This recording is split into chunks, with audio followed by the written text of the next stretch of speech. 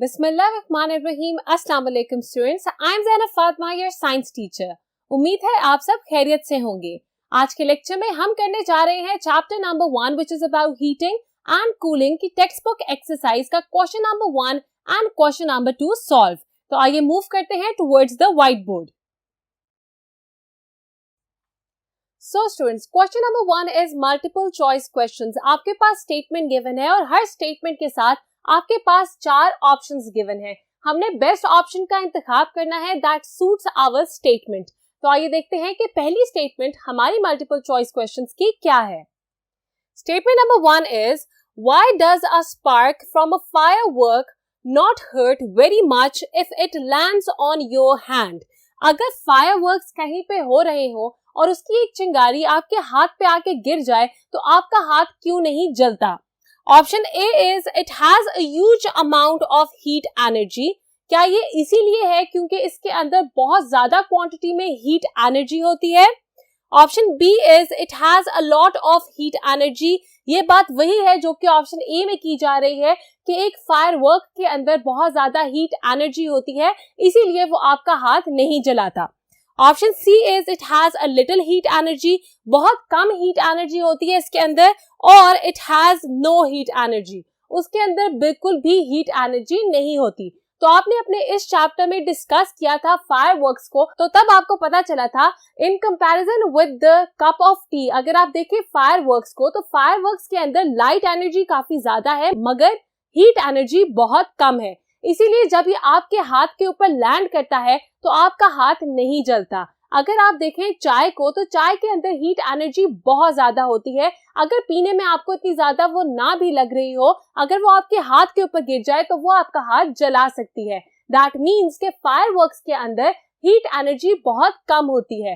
होती जरूर है, तो ऑप्शन डी नहीं हो सकता हमारा correct answer, because fireworks have heat energy मगर the quantity of energy is very less, इसीलिए वो हमारा हाथ नहीं जलाती। इसका मतलब that the correct option will be option C that says that it has a little heat energy. मेरे साथ साथ तमाम करेक्ट ऑप्शंस को मार्क करते जाइएगा।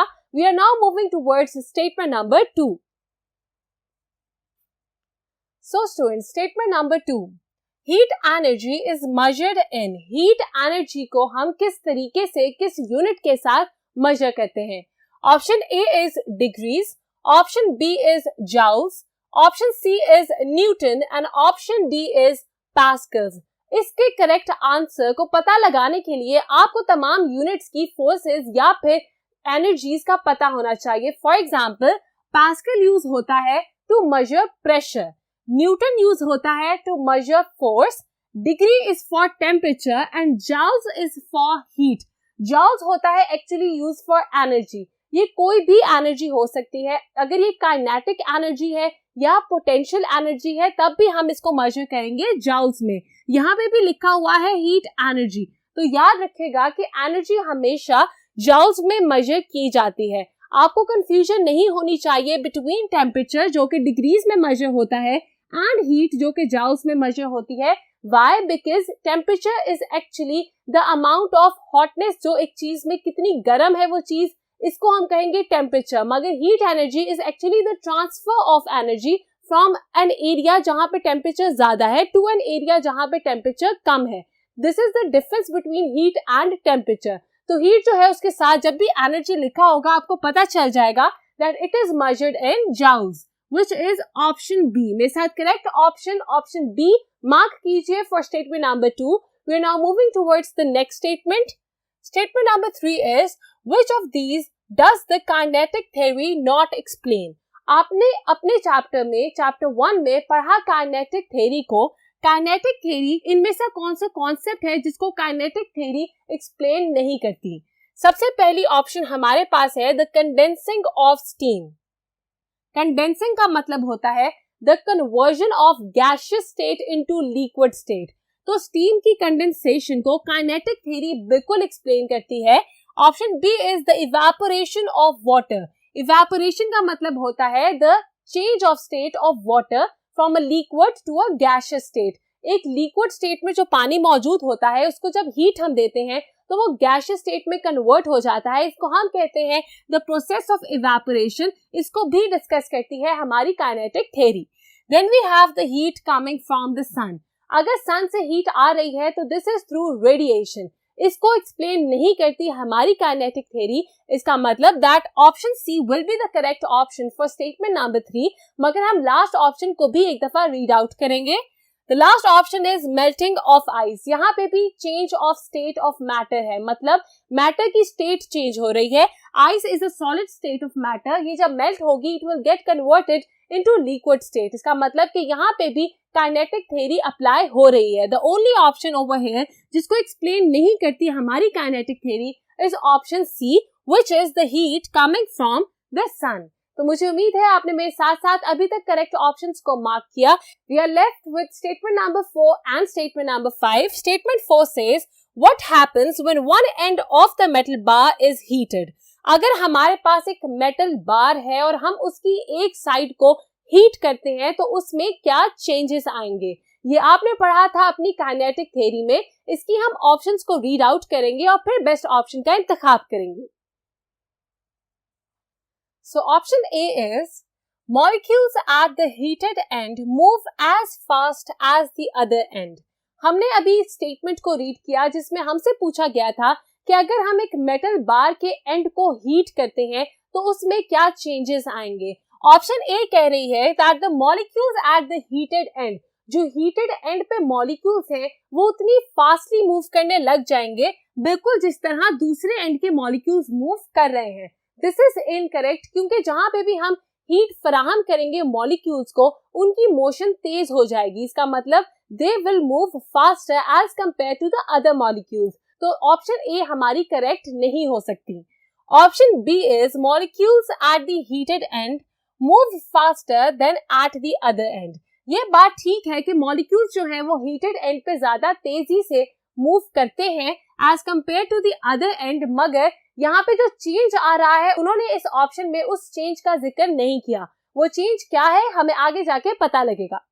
Option C is molecules at the heated end move more slowly than at the other end. हमारे जो molecules हैं हीटेड एंड पे वो स्लोली मूव करेंगे as compare to the other end. That is incorrect. And the last option is option D, molecules at the heated end move towards the other end. ये बात है actually जो कि हो रही है, मतलब जो मॉलिक्यूल्स हैं हीटेड एंड पे वो मूव करना स्टार्ट कर देंगे टुवर्ड्स द अदर एंड। इसकी एक बहुत अच्छी एग्जांपल ये है कि अगर आप कोई स्टील के चमचे से कोई भी गर्म चीज हिलाते हैं, for example if you are stirring a soup जो कि बहुत गर्म है और आपके पास हाथ में स्टील का चम्मच है, तो आपको पता चलेगा या आप महसूस करेंगे कि ग्रेजुअली वो जो हीट है वो ट्रांसफर हो रही है टुवर्ड्स योर हैंड। क्यों? क्योंकि the molecules that are on the heated end are actually transferring themselves या फिर travelling to the other end. इसका मतलब that the correct option will be option D. हमने ऑप्शन डी को मार्क किया as the correct option for statement 4। Moving towards the last statement, that is statement number 5। What is the name of continuous circulating stream of water set up inside a kettle when it is heated? Kettle जिसके अंदर हम चाय बनाते हैं, पानी को गर्म करते हैं, उसके अंदर मोशन हो रही है मॉलिक्यूल्स की। उन्होंने कहा है क्या नाम है इस कॉन्टिन्यूअस सर्कुलेटिंग स्ट्रीम का। कॉन्टिन्यूअस सर्कुलेटिंग स्ट्रीम किस तरह से फॉर्म हो रही है मैं आपको बता दूं। जब केटल में हम इलेक्ट्रिसिटी देते हैं तो वहां जो इलेक्ट्रिक एनर्जी है वो कन्वर्ट होती है हीट एनर्जी में। जो हमारी मेटल की स्ट्रिप होगी या उसके अंदर का स्ट्रक्चर होगा वो वार्म अप हो जाएगा और उसके वार्म अप होने की वजह से पानी गर्म होना स्टार्ट हो जाएगा। उसमें मॉलिक्यूल्स की मूवमेंट कुछ इस तरह से होगी कि जो मॉलिक्यूल्स उस गर्म मेटल के साथ इन कांटेक्ट आएंगे वो पहले गर्म हो जाएंगे। गर्म होने की वजह से उनकी डेंसिटी कम हो जाएगी। जी बिल्कुल, डेंसिटी में फर्क आ जाता है मॉलिक्यूल्स की। Warm water has a lower density than cold water. इसका मतलब कि जो लो डेंसिटी वाली चीज होगी वो मूव कर जाएगी ऊपर की तरफ, it will have an upward motion, और जब वो ऊपर जाएगी तो कोल्ड वाटर जो जिसकी जगह इस वार्म वाटर ने ली है वो आ जाएगा नीचे की तरफ। इसको कहते हैं कॉन्टिन्यूअस स्ट्रीम। ये कॉन्टिन्यूअस स्ट्रीम जो फॉर्म हो रही है केटल के अंदर, इसको हम किस चीज का नाम देते हैं हमने ये बताना है। तो आइए देखते हैं कि हमारे पास ऑप्शंस क्या हैं। तो हमारे पास ऑप्शंस क्या है आइए रीड करते हैं। Option A is a charging current. Option B is combustion current. Option C is conduction current. And option D is convection current. ये तमाम जो words हैं ये मिलते जुलते हैं मगर they are entirely different from each other. वो इस तरह से कि charging current जो है this is electricity. voltage या current का charge होना या फिर travel करना wires के अंदर उसको हम कहते हैं और charging current. और यहाँ पे बात हो रही है पानी की तो ये हमारी करेक्ट ऑप्शन नहीं हो सकती. Second is combustion current. Combustion होती है द बर्निंग ऑफ समथिंग या फिर फ्यूल का बर्न होना in the presence of oxygen. इसको हम कहते हैं कंबशन. तो ये भी हमारी करेक्ट ऑप्शन नहीं हो सकती. Then we have conduction and convection. ये दो ऐसे करंट्स हैं जो कि आपने इस चैप्टर में पढ़े. Conduction is actually the travelling of molecules in solids. Solid के अंदर अगर एनर्जी ट्रांसफर होती है या हीट ट्रांसफर होती है दैट इज थ्रू कंडक्शन. जबकि गैसेस में और लिक्विड्स में ये एनर्जी ट्रांसफर होती है by the process called convection. इसका मतलब कि क्योंकि यहाँ बात हो रही है लिक्विड की, पानी की, वाटर की, इसीलिए हमारी करेक्ट ऑप्शन होगी ऑप्शन नंबर. तो हमारी करेक्ट ऑप्शन होगी option D that is convection. इसके साथ ही we are done with question number 1 that was multiple choice questions. अगर आपने मेरे साथ साथ करेक्ट ऑप्शंस को मार्क नहीं किया तो अभी इस वीडियो को पॉज कीजिए, जाइए जल्दी से करेक्ट ऑप्शंस को अपनी टेक्स्ट बुक पे मार्क कीजिए और जल्दी से वापस आइए. Well done students. Now we can start with question number 2 that is true और फॉल्स. हम स्टेटमेंट को रीड करेंगे और फिर डिसाइड करेंगे कि ये स्टेटमेंट सही है या गलत. सही स्टेटमेंट के सामने हमने लिखना है ट्रू और ट्रू के लिए मैं यूज करूंगी द सिंबल टिक. अगर हमारी स्टेटमेंट होती है गलत तो हम उसके सामने लिखेंगे फॉल्स और फॉल्स के लिए I will use the symbol cross. तो अभी स्टार्ट करते हैं और देखते हैं कि हमारी पहली स्टेटमेंट क्या है. The first statement is you can still burn your tongue on a cup of T even though it may not be very hot. अगर हमारी चाय इतनी ज्यादा गर्म नहीं भी होती तब भी हमारी जुबान जो है वो जल सकती है अगर हम उसका सिप लें या फिर हम उसके कप के ऊपर अपनी जुबान लगाएं. Why is that so? मैंने अभी आपको सबसे पहले बोर्ड पे बताया कि जो चाय होती है उसके अंदर हीट एनर्जी बहुत ज्यादा होती है. उसके अंदर जो लिक्विड है उसने अपने अंदर बहुत ज्यादा हीट एनर्जी को स्टोर किया होता है. अगर वो देखने में या हाथ से महसूस करने में इतनी ज्यादा गर्म नहीं भी लगती तब भी उसके अंदर हीट एनर्जी इतनी ज्यादा है कि वो हमारी जुबान को जला सकती है. This statement is absolutely correct और आप इसके सामने आंसर में लिखेंगे true. Moving towards the next statement. The next statement is heat is measured with a thermometer. Thermometer के साथ हम actually measure करते हैं temperature को.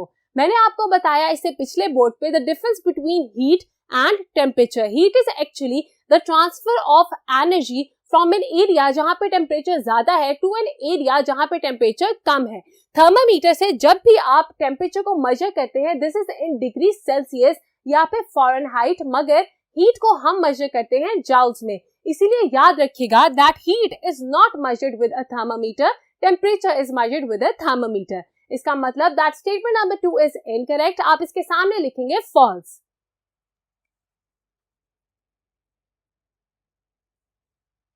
Moving towards statement number 3.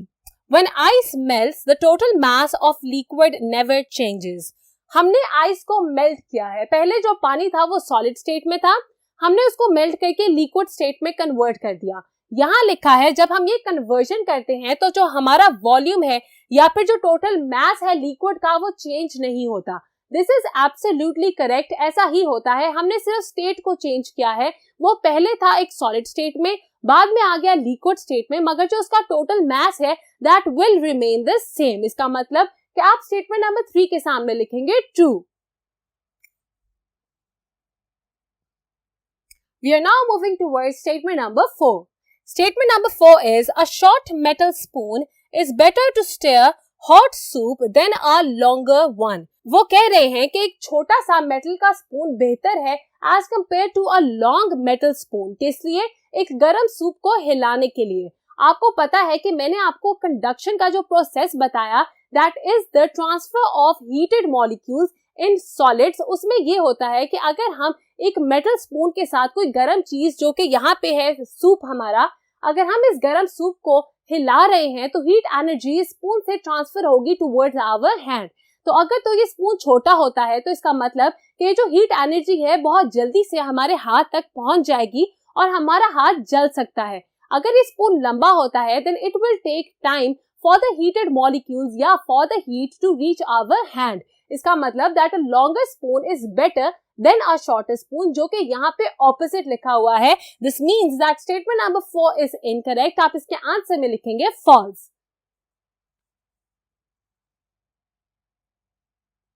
We are only left with one statement. आइए देखते हैं कि लास्ट स्टेटमेंट हमारी ट्रू और फॉल्स की क्या है। Heat can only be carried by convection in liquids and gases.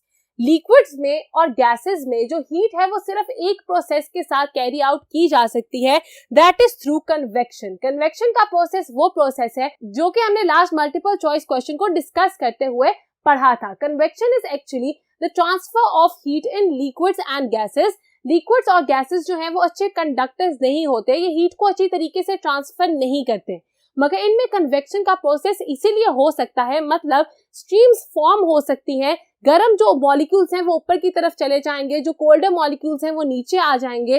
वो इसीलिए क्योंकि इनके अंदर जो मॉलिक्यूल्स के बीच की स्पेसेस हैं वो ज्यादा होती हैं। So this statement is actually correct, क्योंकि कन्वेक्शन के प्रोसेस के थ्रू ही हमारे लिक्विड्स में और गैसेस में हीट एनर्जी ट्रांसफर हो सकती है। So you will write true in front of your last true और फॉल्स स्टेटमेंट। इसके साथ ही we are done with question number 2 as well. मुझे उम्मीद है कि आपने तमाम कॉन्सेप्ट्स बहुत ध्यान से सुने और मेरे साथ साथ करेक्ट ऑप्शंस को मार्क किया। हम मिलते हैं नेक्स्ट लेक्चर में, तब तक के लिए अपना बहुत ख्याल रखिएगा। खुदा हाफिज।